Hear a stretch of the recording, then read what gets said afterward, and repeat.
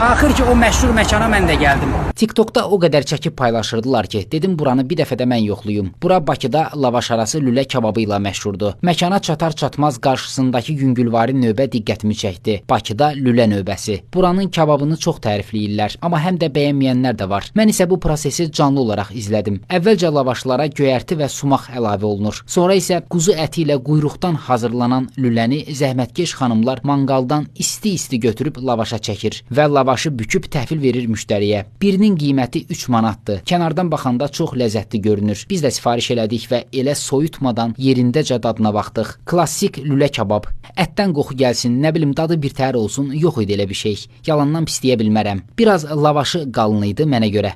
Onu daha nazik büksələr, əti daha yaxşı hiss etmək olar. Amma kababın dadına, keyfiyyətinə söz yox. Yəni bu qiymətə görə bu dad əladır. Mən bir yana məkanın bu qədər müştərisi var. Hər halda pis olsa, bu qədər alıcısı olmaz yəqin ki. Hətta paket eləyib aparanlar da vardı. Biz də sifarişimizin qalanını paket eləyib götürdük. Bura Mərdəkan yolunda binə açılıqla üzbəüz Grand Mart'ın düz yanında yerləşir. Özü də 24 saat işləyir. Yəni yolunuz düşsə bir dəfə dadına baxın. Məncə bəyənəcəksiniz. İlin günün bu vaxtında bu qədər bahalıq dönəmində 3 manata lülə əla tapıntıdır. Dostlar, kanalıma abunə olmağı və bol-bol şərhlər yazmağı unutmayın. İzlədiyinizə görə təşəkkürlər.